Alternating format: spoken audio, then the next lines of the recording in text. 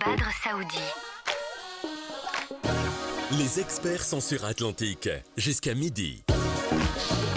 Eh bien, chers auditeurs, la copropriété ne commence pas avec le conflit, elle commence avec un cadre, un immeuble, des lots, des parties communes, des règles, et très vite des questions. Qui doit faire quoi? Qui paie quoi? Pourquoi les travaux tardent-ils? Qu'est-ce qui relève du promoteur? Qu'est-ce qui relève désormais des copropriétaires? Et bien dans la pratique, les incompréhensions sont fréquentes, les responsabilités se brouillent, les retards s'accumulent, et la relation avec le promoteur reste parfois tendue, bien après la livraison. Nous en parlons ce matin de 10h à midi, et nous restons ouverts à l'échange, bien entendu au standard, au 05 22 95 36 70 ou 80. Et il est 10h10, on aime bien la symétrie. Nous sommes avec notre invité, Abdelali Dahama, qui est DG de Home Syndic. Bonjour. Bonjour, merci pour l'invitation. Bon, c'est un plaisir d'abord de retrouver ta voix, de te retrouver avec nous à l'antenne. Et bien entendu, comme nous nous intéressons à la copropriété, alors c'est vrai que l'été approche à grands pas.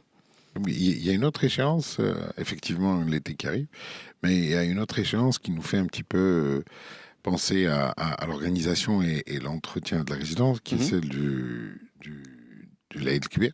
Ah. Et on doit un petit peu se préparer aussi, parce qu'il y a des gens qui vont certainement vouloir, dans certaines résidences, à procéder au sacrifice du mouton de lait. Je pense que c'est quelque chose qu'on doit aussi anticiper en fonction des résidences. Oui, et effectivement, lorsque on est dans une résidence, il y a des odeurs, il y a l'organisation, il y a la propreté. Bon, le syndic, il a de l'expérience en général pour y faire face en fonction des cas de figure. Il faut dire qu'on a quand même un petit peu d'expérience dans le domaine depuis les quelques années que nous travaillons dessus. Et effectivement, il nous est arrivé de recevoir des images sur le groupe WhatsApp. Non, Oui. on a surtout anticipé les besoins de la résidence en demande de soutien et de proactivité de notre part, où on propose aux gens diverses manières, en fonction bien sûr des résidences et de leur typologie, quelle serait la meilleure des manières de procéder à ce rituel, on va dire religieux, je pense, par rapport aux besoins de la résidence. Ça nous permet aussi de voir aussi quelles sont les façons les plus efficaces de fonctionner. Quand un syndic externe dans une grande résidence intervient, il y a souvent quelques copropriétaires qui sont un peu plus impliqués, associés à la prise de décision, parce que sinon, il s'agit à chaque fois d'organiser des assemblées générales qui nécessiteraient un budget conséquent. Non, c'est pas. Honnêtement, on travaille de concert avec les conseils syndicaux, les représentants des copropriétaires qui sont dans les instances de décision avec nous, et on prend des décisions de manière entendue et où on se met d'accord sur la procédure à mettre en place si besoin réellement il y a. Vous savez, il y a des résidences où les gens voyagent beaucoup, où les gens ne sont pas là. Dans le sens contraire, on a des résidences estivales à Marrakech et dans d'autres villes où il y a beaucoup de gens qui viennent aussi. Donc il faut anticiper le besoin. Et il faut surtout anticiper le besoin de deux manières principales. La première, c'est de faciliter le flux. Ça, c'est très important dans le cadre de notre gestion. En termes de gestion de flux, je pense dans les grandes résidences où vous avez plusieurs personnes qui vont venir le matin avec des couteaux, où les gens vont se poser des questions, parce que c'est une vérité. Donc, il faut canaliser ce flux, le gérer et l'organiser dans un seul point ou deux éventuels. Mais le jour de l'Aïd, c'est pour un usage bien particulier, bien précis, bien sûr. Imaginez-vous, quand on parle d'estivage dans une résidence d'été ou de vacances à Marrakech, où vous avez beaucoup d'étrangers, je comprends parfaitement certains d'entre eux qui risquent d'être un petit peu étonnés de la situation, s'ils ne sont pas déjà habitués. Donc on essaye de gérer les flux de ces gens et bien sûr des moutons. On essaie aussi d'identifier un point précis pour le rituel. Et ensuite, on essaie de mettre un renfort supplémentaire en termes de cantonniers et de femmes de ménage. Et on demande aussi aux divers intervenants de nous doter de ce qu'on appelle des sacs plastiques de grande taille, comme ça, de telle sorte à ce que dès que l'abattage est terminé et vous récupérez votre carcasse, vous la mettez dans ce sac propre et grand, de telle sorte à tout emmener chez vous sans rentrer de saleté ni dans votre véhicule, ni dans les parties communes, ni dans votre maison ou votre appartement. Oui, ce sont les désagréments auxquels certains font face. Oui, c'est juste un petit peu d'anticipation, très sincèrement. Mhm. Bon, après, les immeubles individuels, il faut être un petit peu plus vigilant s'il y a certaines personnes qui souhaitent le faire, parce que bon, il ne faut pas, bien sûr, obstruer les sorties d'égouts, Ouais. etc., sans rentrer dans les détails. Oui, non, mais oui. Sinon, il y a des communications, je le disais, par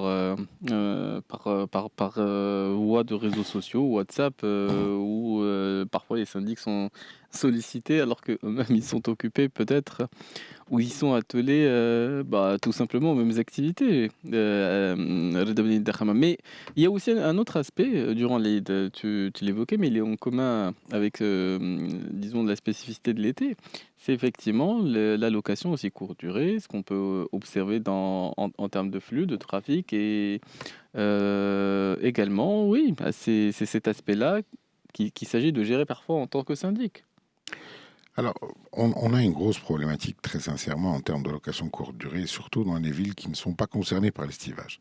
Ah, Je parle en l'occurrence de Casablanca, où nous jouerons plusieurs résidences dans la ville, où il y a une forte densité pour certaines régions mm, de studios, où on vit des difficultés vraiment très importantes. Et malheureusement, tout nous retombe dessus à nous en nous disant vous faites pas votre travail, vous bloquez pas les gens, vous ne demandez pas l'acte de mariage, vous demandez pas la carte ah, mais j'ai nationale. vu des résidences où on interdit même le fait que le livreur puisse monter dans les ascenseurs. Bref. Donc aujourd'hui, on a un certain nombre de choses qui se passent dans ces résidences-là de manière sauvage. J'utilise le mot sauvage parce que ce n'est pas cadré, ce n'est pas normé, ce n'est pas organisé. Et c'est toujours dans le gris. C'est Mm. ni blanc ou noir, c'est toujours dans le gris. Et nous, notre zone d'intervention reste limitée parce qu'on n'a pas le droit, j'utilise le terme, on n'a pas le droit de demander à cette personne qui rentre dans un immeuble avec quelqu'un de lui dire donnez-moi votre acte de mariage, donnez-moi votre CIN, légalement parlant. Ni nous, ni la société de sécurité que nous recrutons en tant que prestataire de service n'a le droit, je dis bien le droit de demander.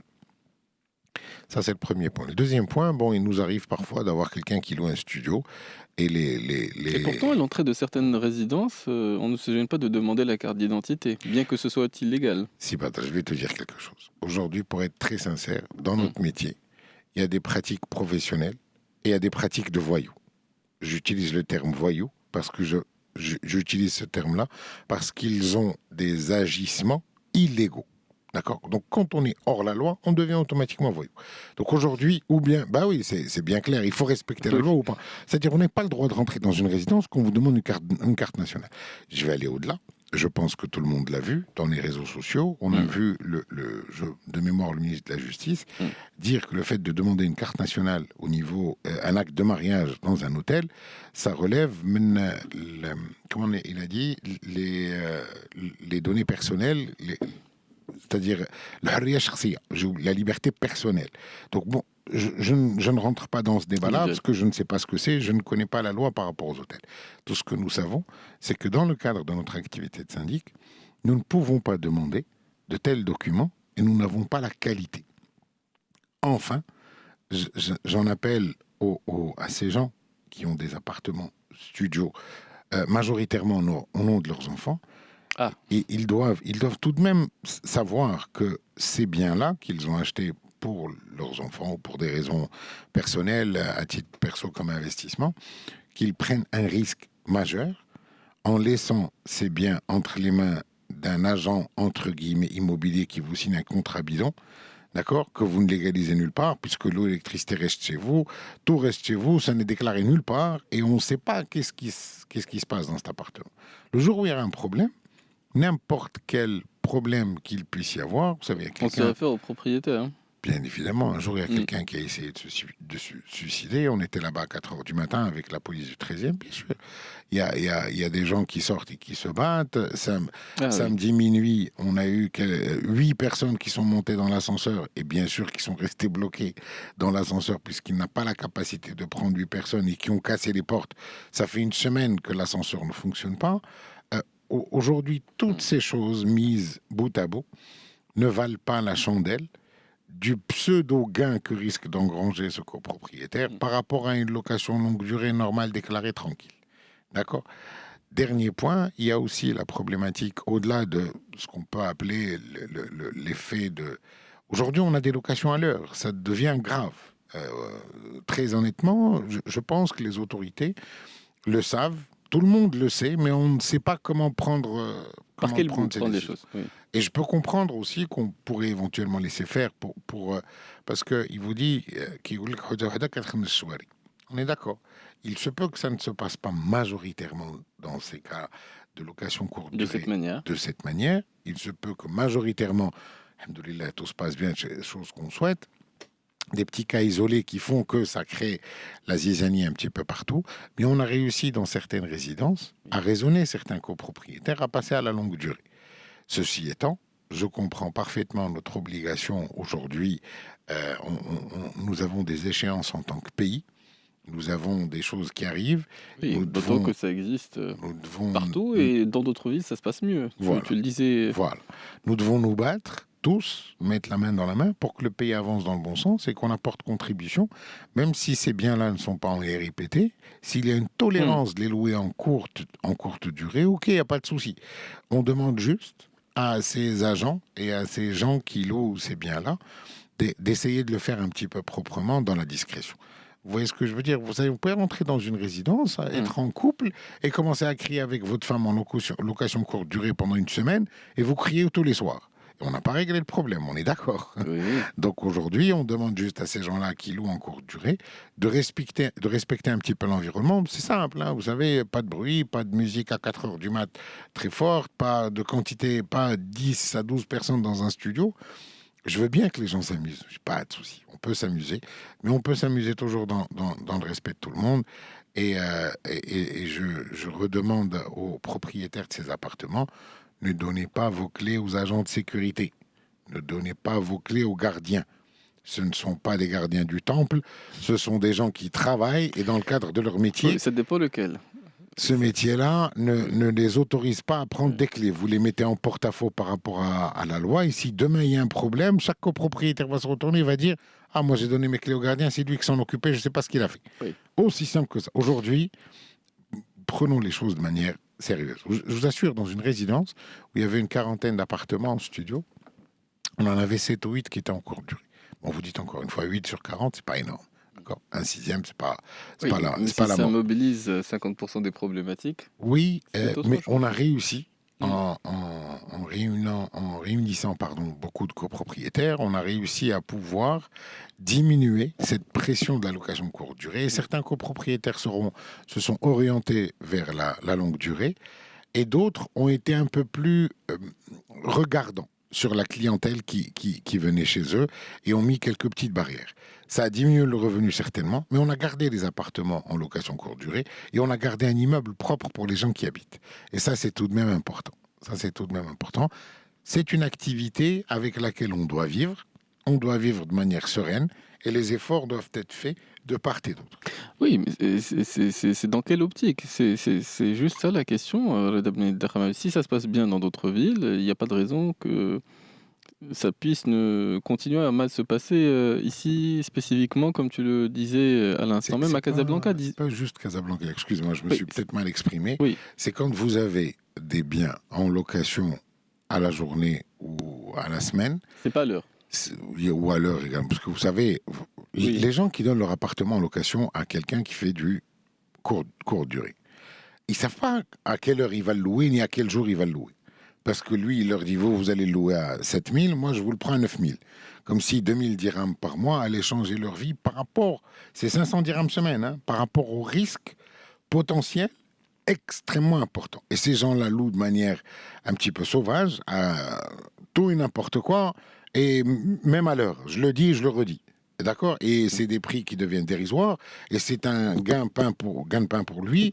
Et il met en porte-à-faux le copropriétaire dans une situation pas exceptionnelle. Ah ben c'est certain. C'est le moins. Quand je disais Casablanca, excusez-moi, je me suis mal exprimé, je parlais des grandes villes où ces biens-là ne sont pas exclusivement, entre guillemets, orientés vers du touristique en comparaison avec Agadir, Marrakech, Fès, Tanger. Oui, tout à chacun a bien compris la distinction. Il est 10h24, alors Bon, la musique peut nous amuser, elle peut nous détendre. On va en profiter dans quelques instants et on reviendra pour la suite de notre émission des experts. Nous sommes avec notre invité, le Davina Dahama. Nous parlons de la copropriété. La copropriété, c'est plein de petits chapitres. Nous avons ouvert celui qui est relatif à la location courte durée. Il y a bien entendu les parties communes, il y a les travaux, il y a les garages, il y a les rez-de-jardin. Il y a un certain nombre d'éléments qu'on peut aborder en fonction des interrogations qui peuvent être les vôtres et nous restons joignables au standard, toujours au 05 22 95 36 70 ou 80.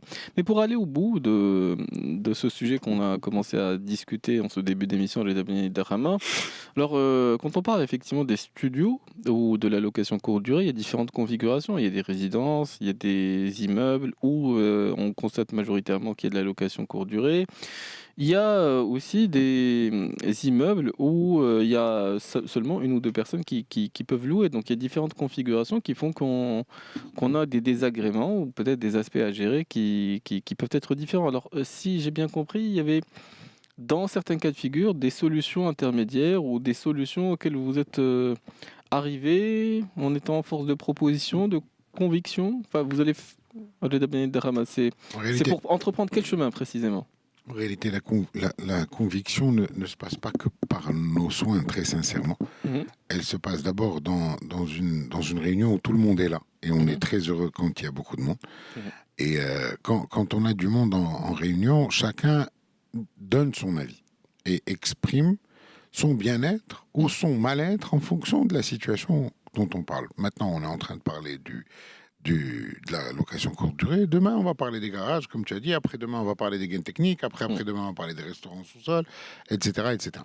Donc aujourd'hui, chacun exprime son malaise ou son bien-être par rapport à la situation et on se dit, bon, trouvons une cote mal taillée, d'accord, pour que tout le monde puisse vivre dans un environnement où chacun sera satisfait plus ou moins à 90% des attentes de chacun. Parce que vous pouvez tomber sur un couple de voisins qui a acheté un appartement à côté de vous et qui, chaque soir, ça crie, ça crée de la musique, il y a des amis qui viennent dîner tard le soir. Chacun a son rythme de vie. Oui. Vous voyez ce que je veux dire? L'essentiel, dans le cadre de ce qu'on est en train de dire, l'essentiel, c'est de trouver un bon équilibre entre le cadre de vie de chacun et la quiétude de tout le monde. D'accord? Donc, ce cadre de vie-là, comment on le retrouve? On le retrouve en se posant autour d'une table avec beaucoup de monde et chacun exprime son avis et son souhait.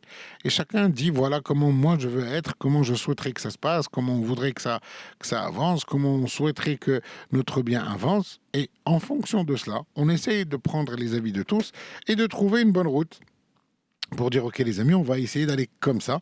Est-ce que ça. Parce qu'à la fin, quand il y a un problème, ils ne s'appellent pas entre eux. Pour eux, ils appellent le syndic. Le syndic doit se débrouiller pour régler tous les problèmes. Oui, le syndic n'est pas là pour régler malheureusement tous les problèmes. Je fais un petit bonjour à Cézoher avec qui j'ai beaucoup parlé ces derniers temps, qui est un auditeur d'ailleurs qui m'a entendu ici, qui est d'après ce qu'il m'a dit fidèle, et il nous avait posé ensemble une question il y a à peu près 4 ou 5 ans. On m'avait rappelé la question, il m'a dit vous aviez beauté en tous. Je lui ai dit écoutez, quand j'ai pas toujours une réponse, je suis désolé, je réponds pas toujours à la question parce qu'on n'a pas toujours toutes les réponses à toutes les demandes. Et donc, je lui fais un petit bonjour parce qu'il était très agréable. On en parlait pas mal de temps ensemble. Donc, comme je vous dis, il faut juste qu'on trouve le bon équilibre pour la résidence et quelles sont les attentes de chacun. Et dans la discussion, les gens, même entre eux, qui ne se parlent pas beaucoup, qui ne se voient pas beaucoup, qui ne se voient peut-être pas du tout, parce que quand vous avez des biens en location, il y a des gens qui ne se voient pas du tout. Qui n'habitent pas nécessairement dans les immeubles où ils ont des studios ou des appartements à louer. Donc le fait de se rencontrer, de voir les voisins, de se saluer, de s'estimer, de s'échanger les téléphones, ça crée une certaine relation. Et cette relation me permettrait, si M. Badr Saoudi loue son appartement en location courte durée, étant donné que je connais, que j'ai son téléphone, je peux l'appeler, je dis, c'est pas, s'il te plaît, tes gars d'hier, là, ils ont foutu le bordel, ça nous a empêché de dormir, est-ce que tu peux faire quelque chose pour éviter que ça se reproduise, ou bien de parler avec ton agence, etc.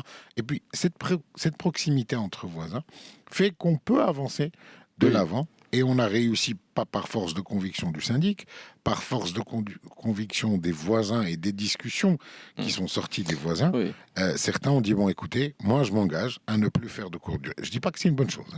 Je dis pas que c'est une bonne chose. Je dis juste que c'est un constat de fait. Certains ont dit, moi, je ne fais plus de courte durée, je vais aller sur la longue durée.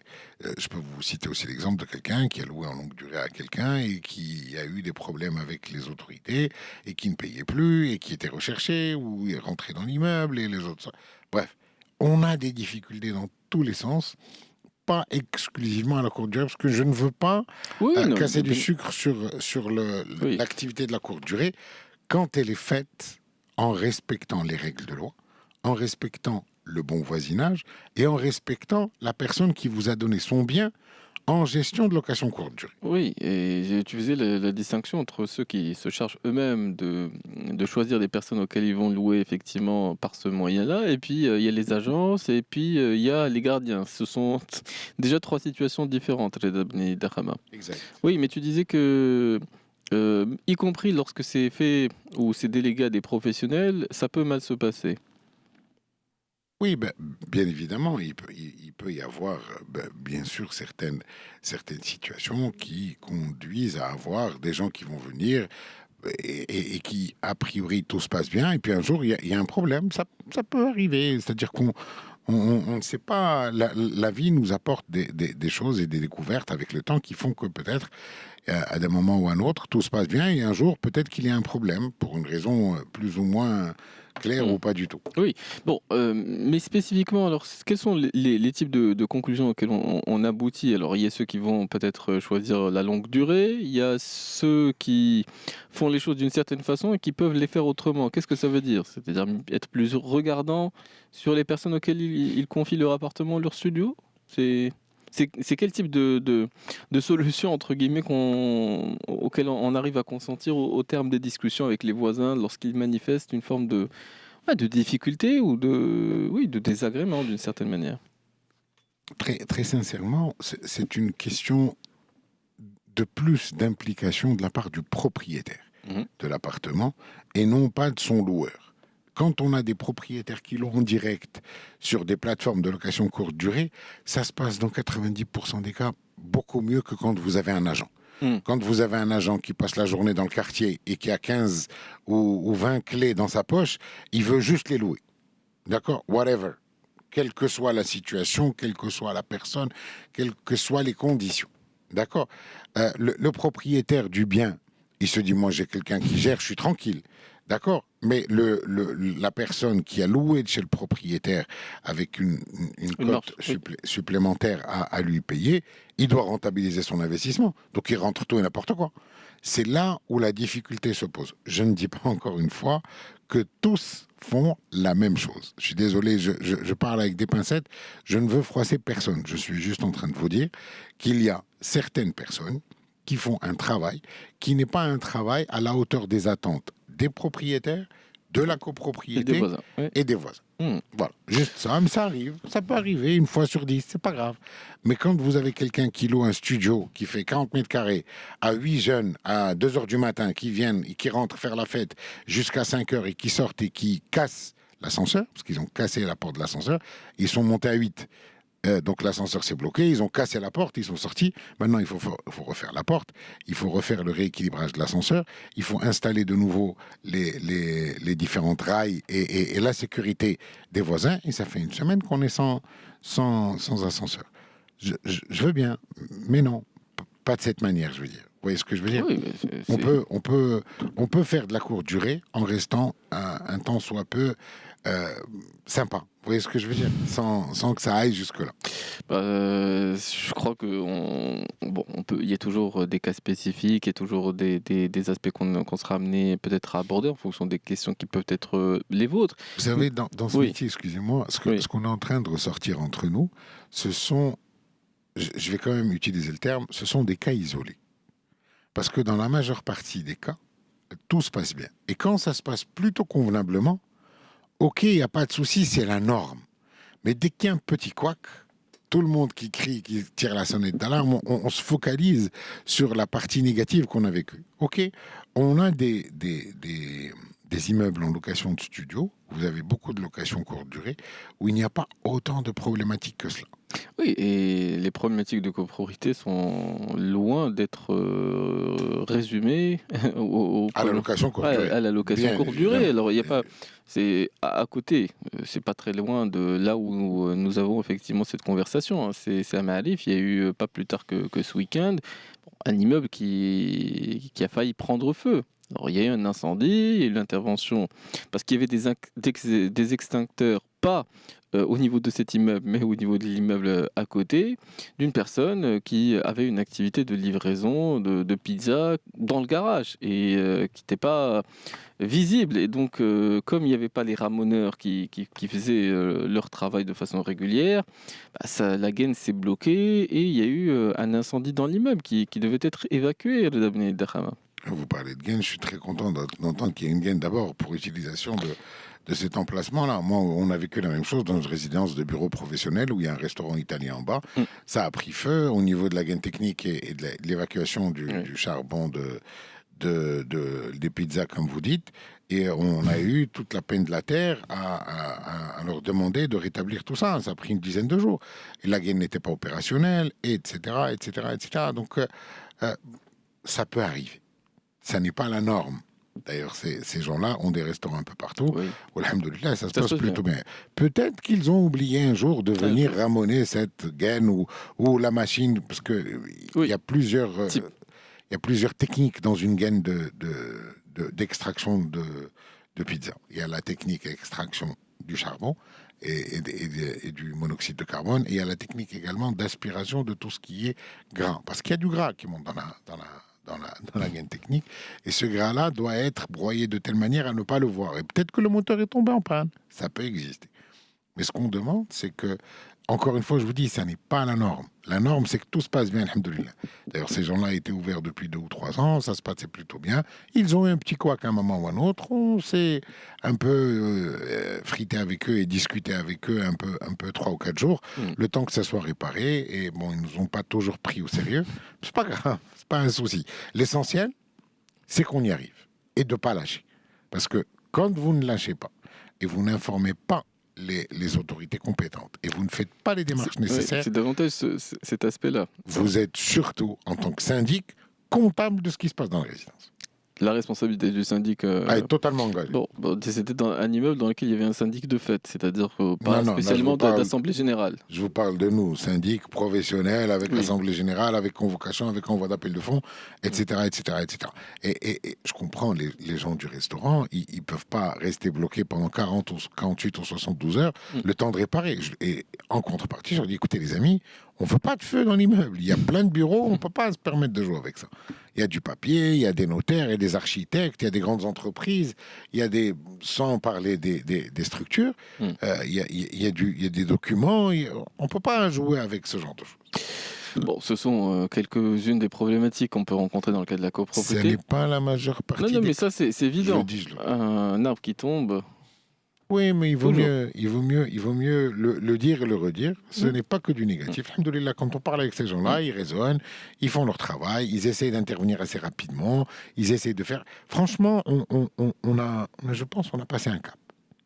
Honnêtement, on est en train de prendre un petit peu plus conscience de notre vie en communauté dans la copropriété. Enfin, je parle principalement de Casablanca, moins des villes estivantes, parce qu'il y a moins de problèmes.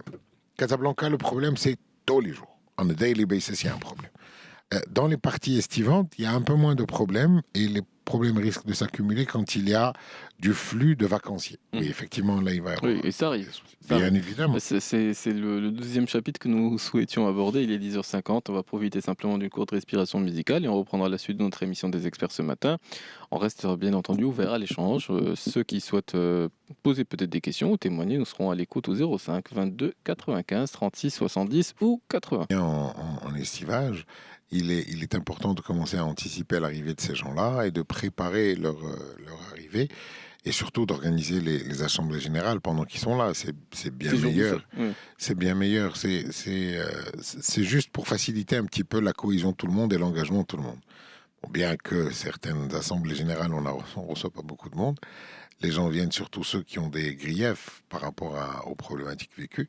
Mais non, il faut venir construire sa résidence. C'est-à-dire, surtout quand la résidence elle a 2, 3, 4, 5 ans, il faut venir assister aux assemblées générales et prendre les décisions pour le bien-être de la résidence avant le bien-être des copropriétaires. Parce que vous avez une résidence qui commence à prendre de l'âge.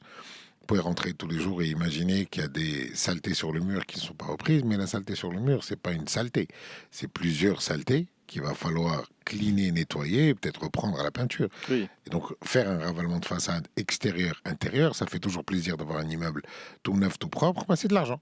C'est de l'argent qui vient des copropriétaires et les gens, quand ils mettront la main à la poche, à ce moment-là, le travail pourra être fait. Et c'est important d'entretenir une résidence. C'est très, très, très important.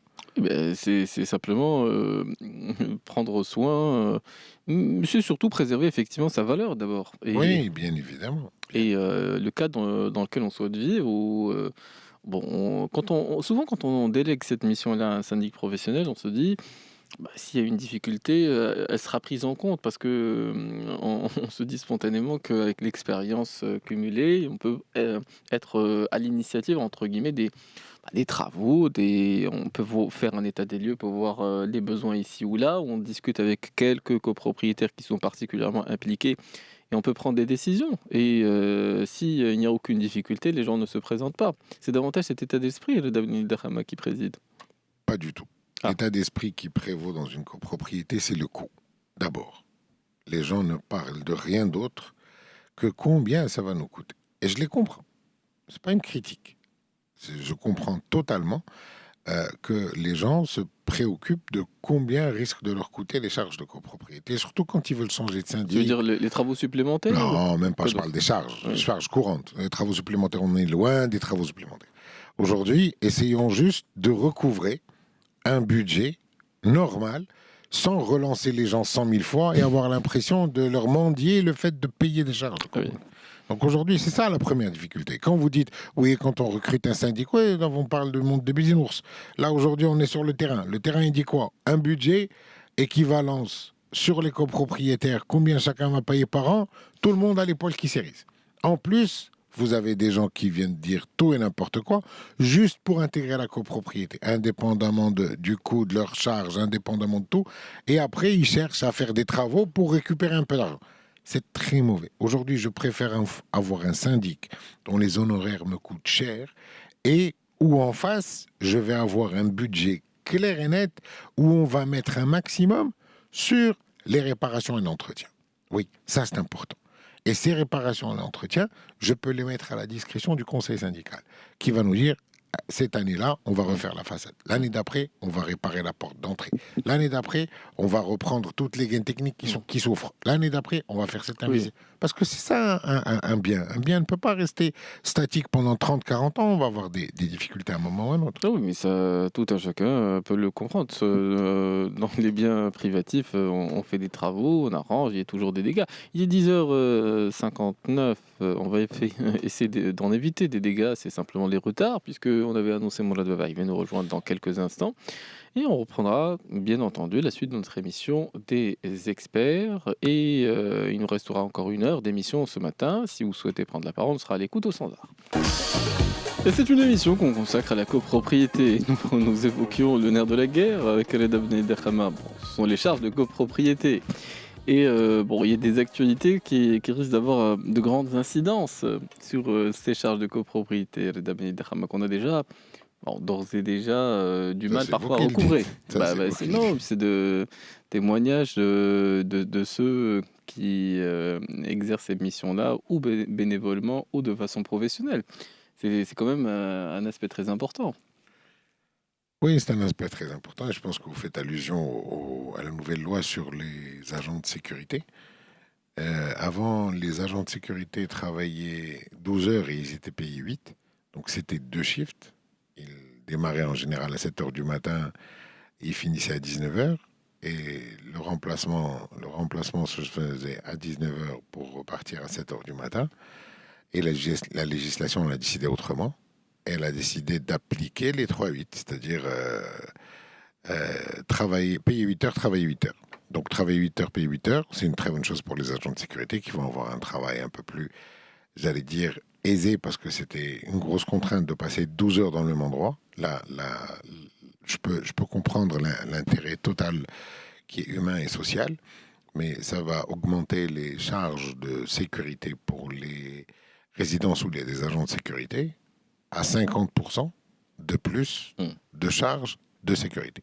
C'est-à-dire, si vous payez 2 agents de sécurité, on va dire 10 000 dirhams par mois, vous allez commencer à obligatoirement payer 3 agents de sécurité à 15 000 dirhams par mois. ce qui va faire exploser les charges de copropriété. Parce qu'il faut savoir, dans un budget en général, dans un budget de gestion de copropriété, vous avez 40% du budget qui est agent de sécurité. Vous avez 20 à 25% du budget qui est nettoyage et femme de ménage et cantonnage et jardinage, à moins que vous ayez vraiment des espaces verts très importants. Et le reste du budget est partagé sur les autres charges, l'assurance, l'électricité, les honoraires de syndic, si syndic il y a, les convocations d'assemblée générale, les frais de banque, etc. etc. Donc, si vous avez des agents de sécurité, il faut vous attendre assez rapidement à un changement et à une augmentation de 50% de ces charges. Après, bon, il faut voir dans l'application de cette loi comment ça va se passer et comprendre un petit peu comment ça va aller. Mais effectivement, je pense que la loi est passée. Je dis peut-être des bêtises, mais je pense que c'est déjà décidé. Oui, alors donc ça va faire des assemblées générales qui seront programmées où il y aura un peu plus de monde que d'habitude. Oui, parce que souvent, ce qui mobilise, c'est des décisions qui sont de nature à avoir un impact sur le montant des charges qu'on paye, des décisions qu'on prend, la façon qu'on a de s'organiser sur des aspects importants. Vous savez, je vous l'ai toujours dit dans l'émission, à moyen et long terme, Oui. ou même à court et moyen terme, j'allais dire, vous allez avoir une augmentation très, très, très importante des charges de copropriété. Parce qu'on est passé à un autre environnement que celui d'avant, où on avait des concierges qui touchaient 3 fois rien, qui n'étaient pas toujours déclarés, avec lesquels on avait des difficultés, à des niveaux de résidence avec plusieurs agents de sécurité, des agents de jour, des agents de nuit, etc. etc. Et les charges par elles-mêmes sont aujourd'hui devenues une obligation incroyable. Ne prenez l'exemple que de l'assurance de l'immeuble. C'est une obligation légale très très importante. Tout ce qui est détection incendie et protection incendie, c'est très important d'en avoir. Je passe la réglementation sur l'IGH, je vous parle juste des immeubles normaux où vous devez avoir un minimum. On a parlé des feux qui ont pris dans les gaines techniques, on parle de beaucoup de choses. Aujourd'hui, les charges vont augmenter par la force des choses et vous allez vous retrouver aujourd'hui avec une augmentation extrêmement importante des charges qui va être, je dirais, de l'ordre de 20 à 30%. Dans les simulations mathématiques que nous avons faites, c'est autour de 20 à 30% des augmentations de charges de copropriété par résidence. Et c'est un gros montant que les gens vont devoir, dont les gens vont devoir obligatoirement s'acquitter. Et oui, quand il y a une augmentation, il y a des discussions, c'est ce que je le disais tout à l'heure, mais quand c'est son quotidien, on est moins étonné dans le fait d'amener des discussions ou une prise de décision. Tu évoquais le conseil syndical. Alors, il y a l'Assemblée générale, il y a le conseil syndical. Toutes les copropriétés n'en ont pas nécessairement des conseils syndicaux. Qu'est-ce que ça veut dire quand déjà ? je parle de conseil syndical, c'est Oui. une instance où sont regroupés des copropriétaires votés en Assemblée générale qui accompagnent le syndic dans l'accomplissement de sa mission. Ça, c'est le terme légal. Conseil syndical est principalement régi par la loi pour une copropriété avec plusieurs syndicats de copropriétaires. Très bien.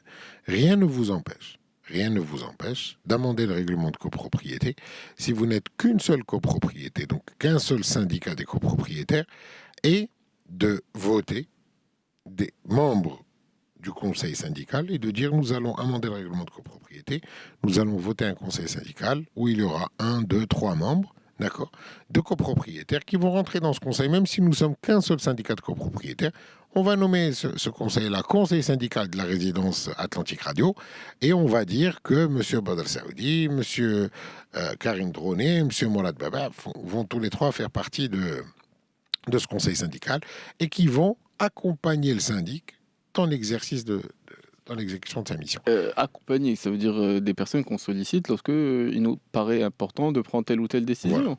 Donc, comme ça s'appelle, si vous voulez faire un parallèle, vous avez les entreprises avec un conseil d'administration ou un conseil des sages de l'entreprise, et vous avez l'opérationnel. Le syndic, c'est l'opérationnel, le quotidien. Quand il y a un sujet qui porte à arbitrage en quelque sorte, qui n'est pas voté en Assemblée Générale, dont les dépenses n'existent pas, les frais ne sont pas comptabilisés dans les rubriques budgétaires et que vous estimez que c'est une urgence, il ne faut pas, de votre plein gré, prendre une décision de faire un ravalement de façade. Un ravalement de façade, c'est beaucoup d'argent et ce n'est pas ce qu'on appelle une réparation d'urgence.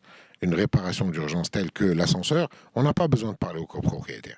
Quand il y a un problème, je dis une bêtise, électrique avec une fuite d'eau, on n'a pas besoin de parler au copropriétaire. On lance tout ça. Par contre, quand il s'agit d'embellissement, de l'entrée de l'immeuble ou de l'entrée de la résidence, quand il s'agit pour une résidence importante de la reprise du goutte à goutte, du système goutte à goutte dans son intégralité, après 7 ou 8 ans d'existence, c'est une dépense importante. Quand vous avez plusieurs dépenses importantes, et vu le recouvrement, sachant qu'on ne recouvre pas, pour ne pas dire jamais, 100% des copropriétaires, on se dit, avec le conseil syndical, voilà ce qu'on a fait rentrer, qu'est-ce qu'on priorise ? Oui. D'accord. Et courant l'année, on priorise l'une et l'autre des situations. Après, il y a des gens qui vous disent non, moi je veux payer au trimestre. Vous savez que quand vous payez, entre guillemets, pas au bon moment, les charges de copropriété, vous vous pénalisez vous-même. Vous ne pénalisez personne d'autre. Et c'est ce qu'il faut comprendre. Parce que les gens, ils ont l'impression qu'ils vont vous payer vous. Non, vous ne payez pas le syndic. Vous payez le compte bancaire du syndicat des copropriétaires de votre résidence. Et quand il n'y a pas d'argent sur ce compte, il n'y a pas d'argent sur ce compte. On ne va pas prester les choses que nous devons faire. La stat de sécurité ne va pas être payée. Peut-être qu'ils vont lever les agents de sécurité. Le concierge ne va pas être payé. On est à la veille de l'Aïd. Au lieu de lui donner de l'argent pour l'Aïd, payer vos charges, ça nous permettra de le payer. Aussi simple que ça. Donc aujourd'hui, les gens ne se rendent pas compte, ne mesurent pas l'importance de payer des charges de copropriété. Si vous ne les payez pas et que le compte est à zéro, on ne pourra pas payer l'électricité. Après, le courant va être coupé. Oui, je suis désolé pour ceux qui ont payé, mais ceux qui n'ont pas payé doivent se rendre compte que c'est très grave de ne pas payer les charges de copropriété. Et encore une fois, vous ne payez pas un prestataire dans son compte, vous ne lui donnez pas de l'argent.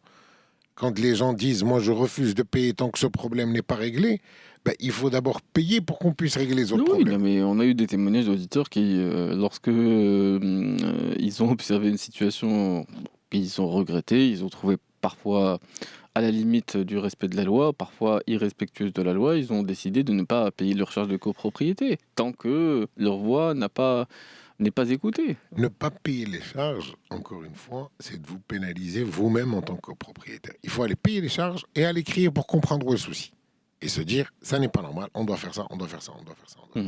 Mais ne pas payer les charges n'est pas la bonne démarche du tout. Oui. Parce que vous pénalisez l'environnement et la qualité de votre copropriété en termes de partie commune. Si tout le monde se dit, on va pas payer cette année parce que l'année dernière, on n'était pas content de ça, à ce moment-là, vous n'allez pas avoir d'électricité. Au lieu de ne pas payer, changez de syndic peut-être, ou la changez de conseil syndical, ou là, prenez des décisions, venez vous impliquer. Les gens ne sont pas au courant, ne réclament rien, ne viennent pas parler, ils se disent « moi, j'ai jamais été convoqué ». Mais vous êtes convoqué par lettre recommandée. Pourquoi vous me demandez si vous avez été convoqué ou pas?